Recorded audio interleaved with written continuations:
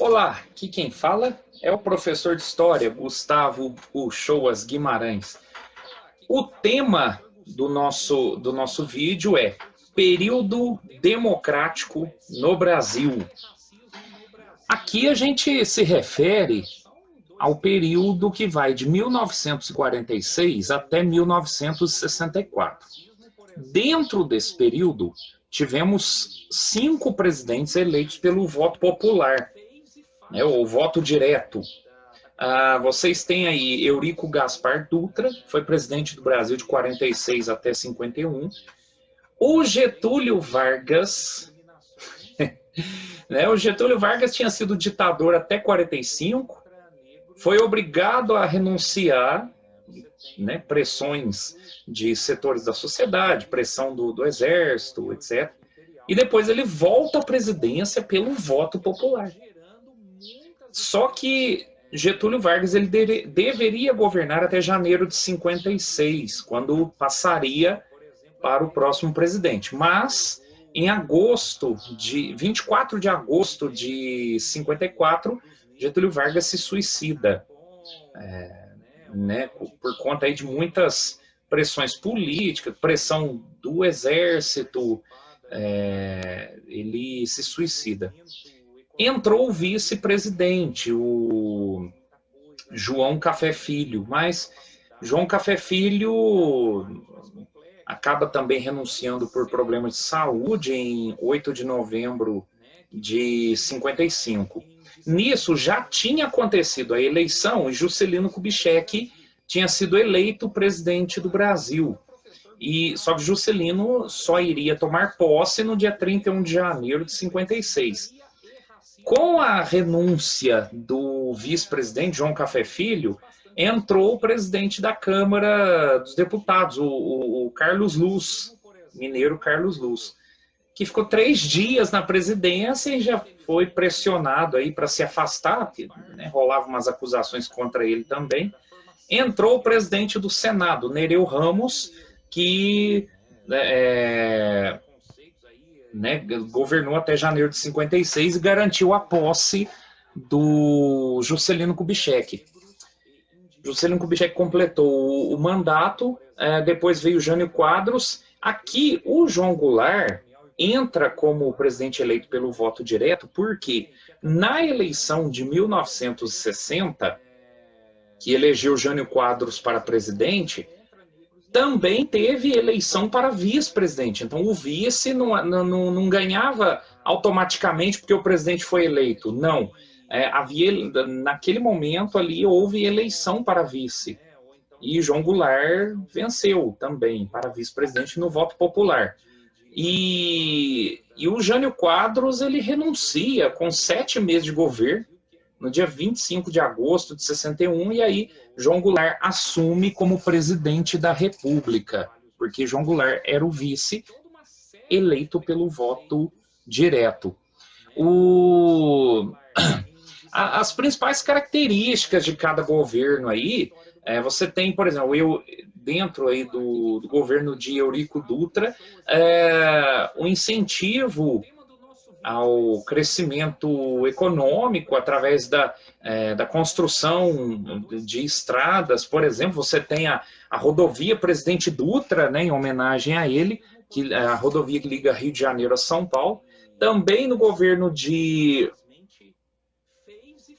Eurico Dutra, você tem a Constituição de 1946, uma nova Constituição para o Brasil, para superar aquela Constituição da época da ditadura do Vargas.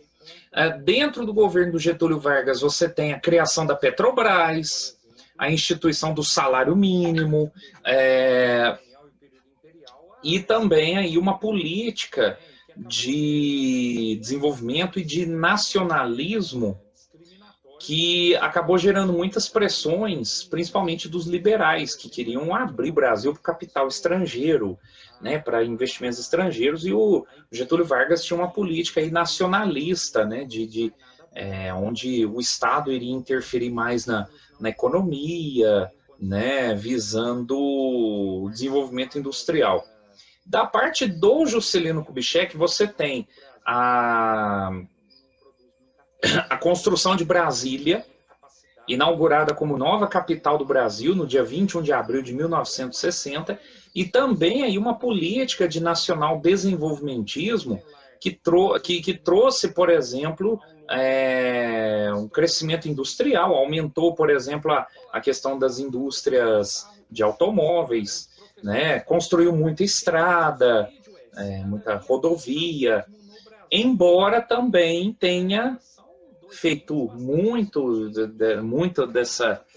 dessas práticas usando dinheiro emprestado. Então, a dívida pública brasileira aumentou muito com os empréstimos que o governo tomava lá fora. O governo do Jânio Quadros tentou fazer uma política mais independente em relação aos Estados Unidos. Então, por exemplo, você vê o Jânio Quadros mantendo relações com os Estados Unidos, mas também buscando relações políticas, econômicas e comerciais com a China, com a União Soviética e com Cuba. Isso resultou em muita pressão contra Jânio Quadros, ao ponto dele renunciar. O João Goulart, pressionado, né, porque ele manteve a política de relações comerciais e econômicas com os inimigos dos Estados Unidos. Então, também foi muito pressionado. E João Goulart tentou aí fazer as chamadas reformas de base, né? Por exemplo, fazer reforma no sistema educacional brasileiro, reforma agrária, né? A ideia do João Goulart era utilizar terras do governo, utilizar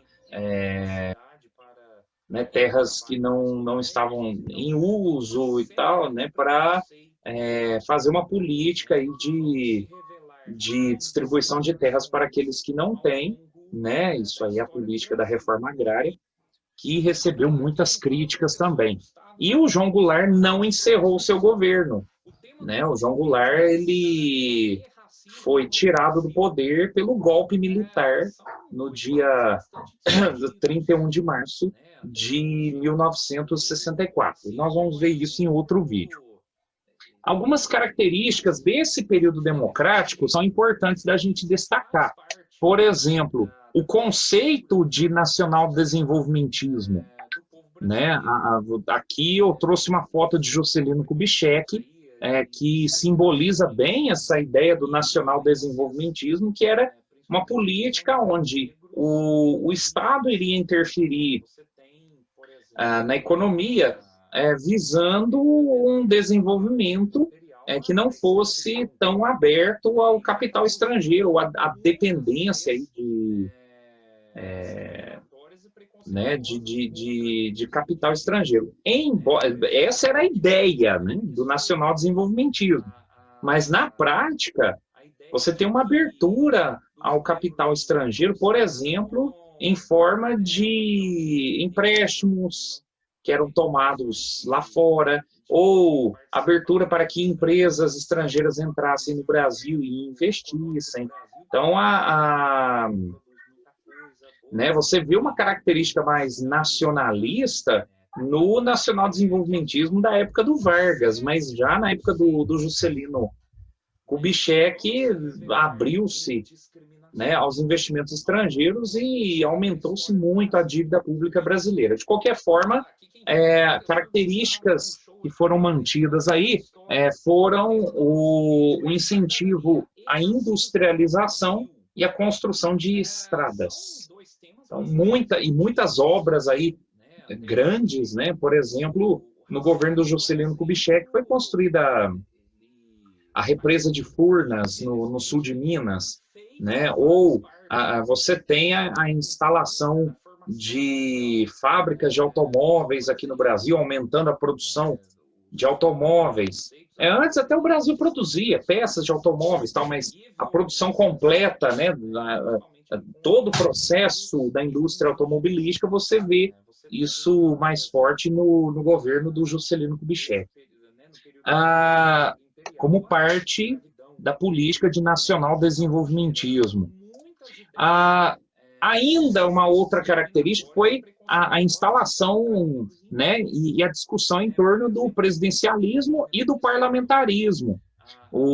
Isso em 61, quando o Jânio Quadros renuncia, uma parte do Exército condicionou a posse de João Goulart à instalação do parlamentarismo. Né? Então, vamos definir isso daí. O parlamentarismo é um regime de governo em que a chefia de governo é confiada ao parlamento, sendo exercida por um primeiro-ministro. Então, o presidente ele ia ficar como chefe de Estado e o primeiro-ministro como chefe de governo. Essa foi a condição que uma parte do Exército colocou para aceitar a posse de João Goulart como presidente. E aí você tem Tancredo Neves sendo eleito primeiro-ministro aqui no Brasil, eleito pelo Congresso Nacional aí, né? E depois, numa votação popular, a maioria dos eleitores brasileiros não aceitou o parlamentarismo. E aí voltamos a ter um sistema presidencialista, onde o presidente ele acumula as funções de chefe de governo e chefe de Estado. Então, dentro do presidencialismo, há uma separação de poderes, né, onde o presidente faz as funções, né, do governo, mas o legislativo vai só votar as leis e o presidente, ou sendo aí o poder executivo, é ele que vai implementar as leis, ou seja, fazer a lei funcionar. Quais seriam as funções dentro de um regime, né, parlamentarista? Como é que seria essas funções, chefe de governo e chefe de Estado? Lembrando que no presidencialismo, que é o regime até hoje, né, você tem hoje, por exemplo, o atual presidente do Brasil, Jair Bolsonaro, ele acumula as funções de chefe de governo e chefe de Estado, mas num regime parlamentarista isso seria separado. Quais são, por exemplo, as funções do chefe de Estado? Manter relações com estados estrangeiros, né? Acreditar seus representantes diplomáticos, ou seja, as relações com representantes de outros países é função do chefe de Estado. Celebrar tratados, convenções e atos internacionais, né? Assinar esses tratados, é lógico, tudo isso seria sujeito ao Congresso Nacional aprovar, mas quem assina, quem é que celebra esses tratados? O chefe de Estado. Declarar guerra ou né, autorizado pelo Congresso Nacional, nas mesmas condições, aí, decretar a mobilização nacional para situações de guerra. O chefe de Estado faria isso. Já quando tínhamos primeiro-ministro, o primeiro-ministro era o chefe de governo. Né? Então, nomear e exonerar ministros de Estado, ou ainda vetar projetos de lei. Então, o Congresso aprova uma lei, o chefe de governo teria esse poder de vetar parcialmente ou totalmente, né? Ou seja, não deixando ser implementado, entre outras funções. Só que hoje, como eu disse, hoje temos um regime presidencialista. Então, o presidente, uma pessoa só, como representante do Poder Executivo, ele faz as duas funções, o chefe de governo e chefe de Estado. Outra questão aí, que nós temos que destacar no período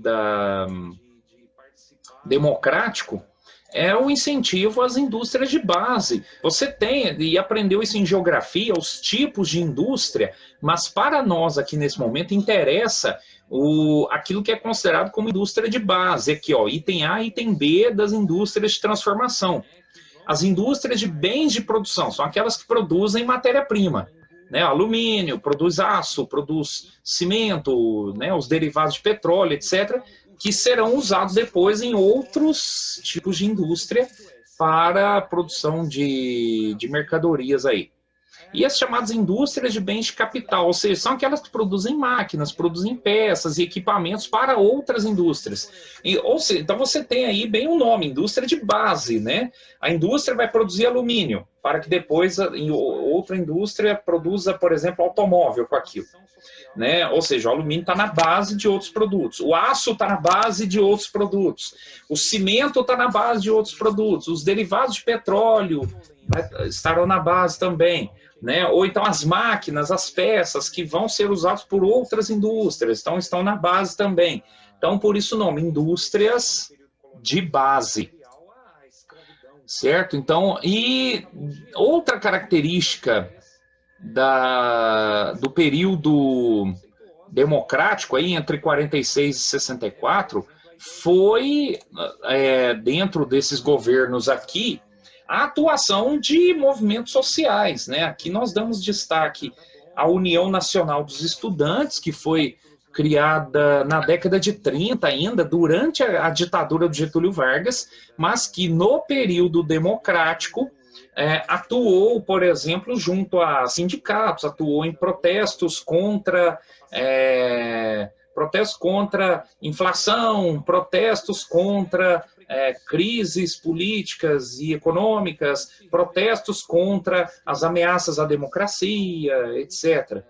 E as chamadas ligas camponesas, que foram criadas pelo Partido Comunista Brasileiro durante o governo de Eurico Gaspar Dutra.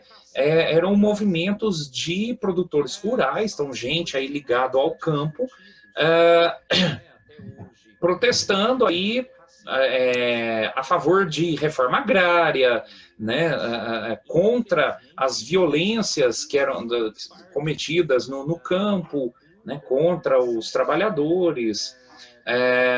As ligas camponesas, elas atuaram até 1964, quando a ditadura militar, a partir do golpe aí de 64, combate as ligas camponesas e combate a União Nacional dos Estudantes, porque esses dois movimentos se juntaram a políticos, intelectuais, tal, com pensamento socialista ou pensamento de esquerda. E como a ditadura militar combatia, né, tudo que fosse ligado ao pensamento de esquerda, né, o pensamento socialista, então combateu também as ligas camponesas e a União Nacional dos Estudantes. Aqui temos então um breve resumo sobre o período democrático brasileiro. Foi um período de inflação muito alta, né? Então, o que é a inflação? É a alta dos preços, né? Então, as crises econômicas levaram os preços a subirem muito, e você tem, por mais que se valorizasse o salário mínimo nos anos 50 e 60, a inflação muitas vezes era maior do que a valorização do salário mínimo. Então, para o trabalhador, dinheiro não rendia, né, por conta dessas altas de preços. Em outros vídeos vamos abordar esses e outros processos que aconteciam no Brasil na década de 60. Muito obrigado.